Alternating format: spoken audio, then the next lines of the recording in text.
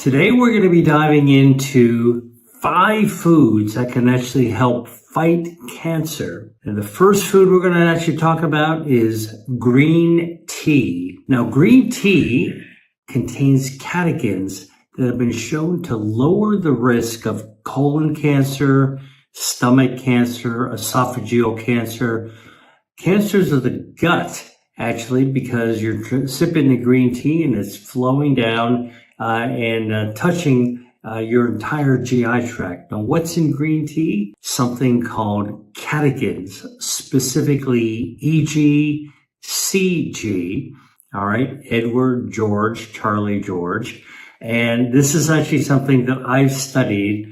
I'm a researcher. I have actually studied food as medicine in the lab, specifically green tea.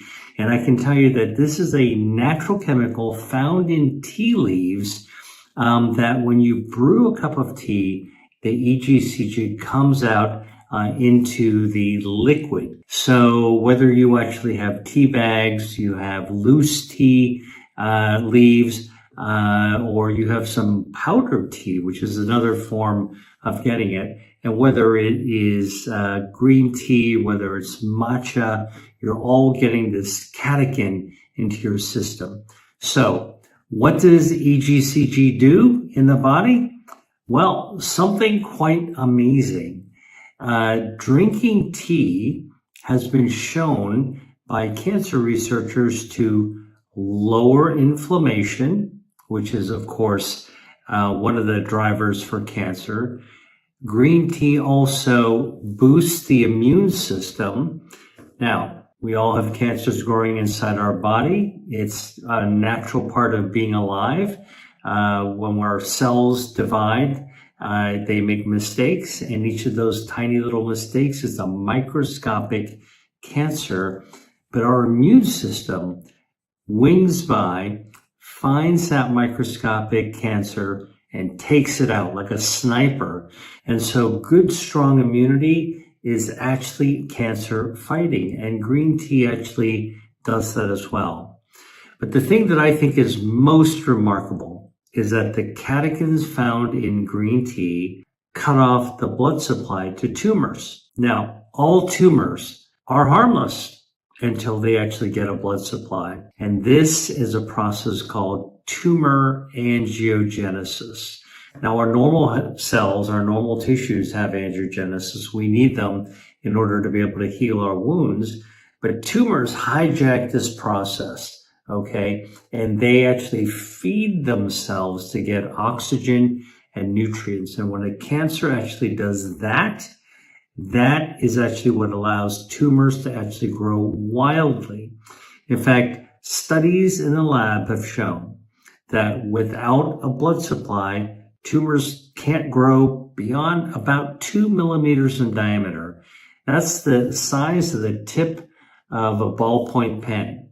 But the moment blood vessels can actually grow up and touch that tumor and feed it, that tumor can grow 16,000 times in just 2 weeks' time. All right. So angiogenesis, which is normal for healing, good for our body, when tumors hijack it, the oxygen and nutrients allow the cancer to explode in growth.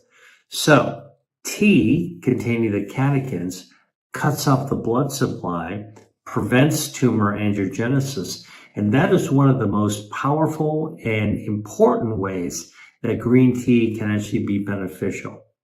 Now, I like to drink green tea every day. In fact, I have a cup of it right here. Walk the walk. And I find it really relaxing. I drink green tea all throughout the day, especially in the evening. But green tea actually is something that goes back tens of thousands of years.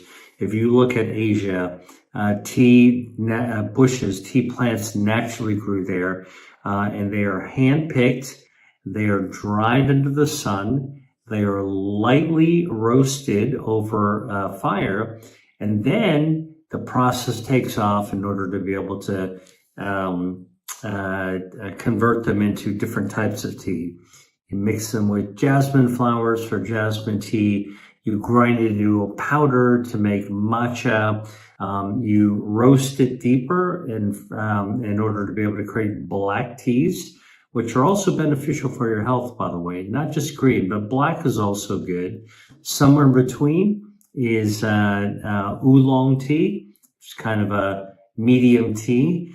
And then you can ferment tea. It's called pu'er, beautiful tea. But let's stick with green tea for a second. Green tea has these anti-cancer benefits. So one of the questions is how do you actually make the green tea, and how much should you drink? Well, listen, I like using loose leaf tea. You can actually brew it in a pot with hot water. Don't ever drink a tea with boiling water you just put in there. That scalding liquid has been shown to increase the risk of cancer because you're injuring the esophagus. So do not do that. Let the tea cool down. And actually, it takes that time of cooling down to also steep out the catechins. That's a little tip for you. And if you're using a tea bag, you want to dunk the tea bag, all right, in order to be able to shake out those catechins into the liquid. When it actually is cool enough to be able to sip comfortably, then sip it. 2 to 3 cups of tea a day actually has been shown to be beneficial for many different types of conditions. But the most important thing that I like is that it tastes great and it's actually relaxing. Okay. Next food we're going to talk about is brassica. Brassica is a type of vegetable. It's a group of vegetables and contains broccoli, cauliflower, bok choy. It's a green vegetable that you can saute. Common in many different types of cultures. You find it in Mediterranean, you find it in Asia. And what's actually in these brassica vegetables are sulforaphanes. These are another natural chemical. And these sulforaphanes, what do? They boost the immune system, right? Good, strong immune system, knocks out microscopic cancers. Also lowers inflammation. Inflammation is like the gasoline on a fire, making the cancer grow hotter and faster. When you actually calm inflammation, you're putting out the fire, all right? And actually that is very helpful when you want to fight cancer. The other thing that the brassica does, it actually contains the sulforaphanes that actually are anti-angiogenic. They starve the cancer by cutting off the blood supply. And this has also been shown with broccoli, for example. Now, here's something really interesting. This is a pro tip. The grown-up broccoli is not just the treetops. That's what we used to always eat when I was eating when I was a kid. Your mom always told you, eat those treetops. Okay, and the treetops do have the sulforaphanes, but it turns out that the stalk, the long stem of a broccoli is actually mostly a stem. It's like a tall tree with some treetops on it. The treetops have the sulforaphane, but the stalk has twice as much of the good stuff. So if you're actually cooking broccoli, cook the treetops, the florets is what they call them, but also save that stem. Stem, if you slice it at a diagonal and saute it, absolutely delicious. You'll find it in a lot of Asian dishes that way. If you don't want to saute it, you can actually just put it into a food processor and make a broccoli soup. You want to add a little oregano in there. It really makes a broccoli oregano soup is actually absolutely delicious. I actually included that broccoli oregano soup recipe in my book, Eat to Beat Disease, if you're actually interested in it. Okay, So broccoli, cancer fighting. The next food we're going to talk about is papaya. Now, most people don't think about papaya as a cancer fighting food, but this is actually sort of an oblong football sized and kind of oval shaped fruit, tropical. When you cut it open, when it's ripe, it's actually bright orange inside with little black seeds. You scoop out the seeds, and the flesh, when it's ripe, is absolutely delicious. You can just eat it up with a spoon, slice it up, put it onto a plate, and just have it for breakfast, have it after dinner for a dessert. Absolutely delicious. Now, papaya has been shown to actually lower the risk of lung cancer. Now, why is that? Well, that red color in papaya contains carotenoids, something called beta-cryptoxanthin and beta-carotene. And these actually are also anti-inflammatory. And you guessed it by now, you get the drift. It's actually anti-angiogenic as well. All right. So we went through tea, we went through broccoli, brassica, and now we're on to papaya. I love to have papaya for breakfast. It's a great way to get some fruit. It's not very sweet, which is an advantage if you need to watch the amount of sugar you eat. And speaking of sugar, sugar and fruit is perfectly fine for most people. All right, don't eat too much of it. Eat a reasonable amount of it. And the whole fruit is always going to be easier on your metabolism because it has less sugar in it than having the juice. So I always recommend having papaya fruit as opposed to papaya juice if you're going to actually enjoy papaya. All right. And most places actually have papaya. You don't have to go to the tropics, although wonderful to be there. And if you go to tropical countries, do look for papaya, but you can actually find it at the grocery store. By the way, frozen papaya chunks are also really good as well. The frozen chunks, they actually trap all those bioactives, so perfectly fine. Cancer starving, anti-inflammatory. All right. Next food we're going to talk about are purple potatoes. If you haven't seen a purple potato, it is a beautiful potato. Regular potatoes, kind of brown, dirty looking.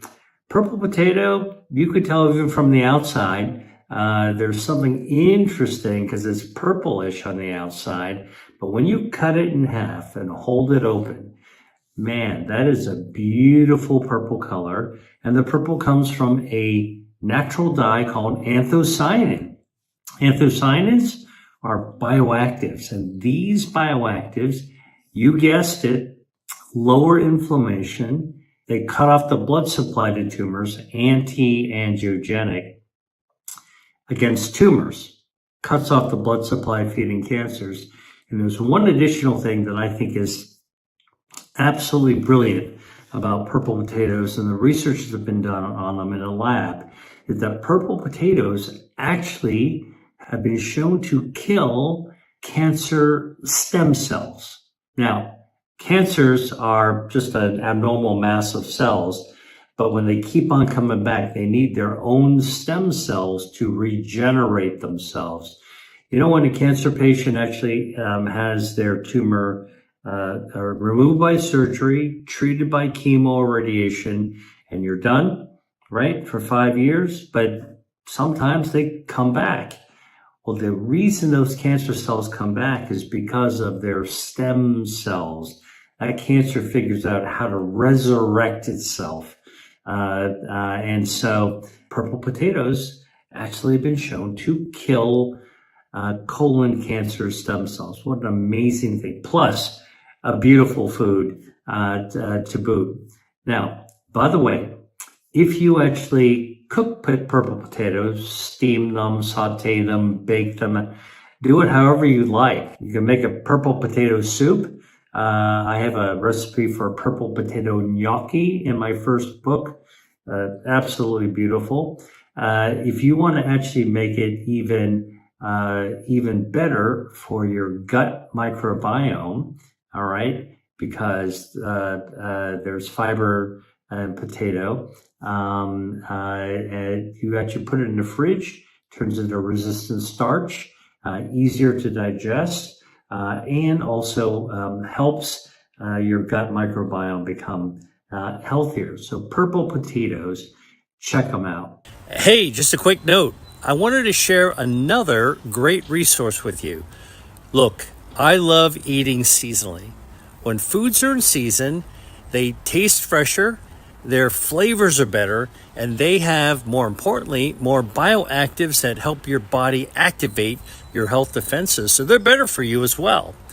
And I put together a special guide that shows you some of these foods called 3 disease-fighting foods for the spring. Trust me, these are the foods that you're going to want to put in your cart the next time you're in the grocery store or when you're at the farmer's market. Get my guide for you right now for free in the caption below. Now, let's get back to the video. All right, let's talk about next food. We're going to talk about pomegranates. Speaking about purplish, reddish foods, the pomegranate, also a tropical fruit, although you can find them in most grocery stores now. They are kind of like a big apple with a thick skin and a little bit of a crown at the very top. They're heavy. And you know why they're heavy? Because they're filled with seeds that around every seed is a little bit of liquid, and that's pomegranate juice. Now, these seeds and pomegranate juice are packed with bioactives. These are naturally occurring chemicals that give foods their biological punch. Okay, this is what you eat to beat disease. Are these foods with these bioactives, and in pomegranate, they're called elagitannins. Now, elagitannins also help to give the bite, the kind of acidity, and also contribute to the color of the pomegranate. You want to be careful when you actually eat and work with pomegranate, because that dye around the seeds will stain your clothes if you're not careful. All right. But absolutely delicious. You know, by the way, each seed looks like a little ruby, beautiful red color. You ever see pomegranate in salad? I had a Syrian salad the other day called fattoush, and it had little pomegranate seeds in it. So as you're eating the salad, you bite into it, these little fruity rubies, and an explosion of sweet flavor and juice. Absolutely delicious. Okay, so what do elagitannins do? Well, they do a couple of things. Pomegranate elagitannins have been shown to cut off the blood supply to tumors, all right, starve cancer, anti-angiogenic, and in fact, clinical studies have even been done in men with prostate cancer, showing that pomegranate juice can actually slow down the rise of PSA. Now, if you don't know, PSA is a blood marker that goes up when you have prostate cancer. And for men who are actually having their PSA go up, having pomegranate juice pretty much kept them at a cruising altitude, so they wouldn't actually keep rising. Pretty amazing, right? So what do we think actually is going on? Well, it turns out elagitannins are anti-angiogenic. They cut off the blood supply to cancer. And in the case of prostate cancer, would make the prostate cancer harder, make it harder for them to actually grow and become more aggressive. Hence, we think this is actually why the PSA actually is able to be leveled off. Now, the other thing that pomegranate juice does, which is really amazing, is that the elagitanins, which you eat, trickles down your gut, goes down to your lower gut, your colon, and it stimulates your colon to produce natural mucus, right? We think about mucus normally in the upper throat, back of the mouth, right? If you want to actually have spit, right? But mucus is all throughout our GI tract, all throughout our intestines, and in the colon. When your colon secretes mucus, mucin, it helps a natural, healthy gut bacteria called Akkermansia muciniphila. Some people say mucinophilia, wrong. Akkermansia muciniphila. This is one of your best friends of gut bacteria because Akkermansia, when it comes to cancer, talks to your immune system, makes your immune system a lot beefier and stronger in the battle against cancer. So here's pomegranate with pomegranate juice with elagitanins that actually lower inflammation. They starve cancer by cutting off the blood supply. They help nurture your gut microbiome, including an organism, Akkermansia muciniphila, that actually talks to your immune system and helps your immune system pounce and get rid of cancer. All right? 5 foods that actually help fight cancer. Let's go through them. Green tea, Brassica, these like broccoli, papaya, purple potatoes, and pomegranate. I hope you found this useful, and thank you for watching. Hi there. If you enjoyed watching this video, I know you'll love the next one. Stay here and check it out, and I'll see you there.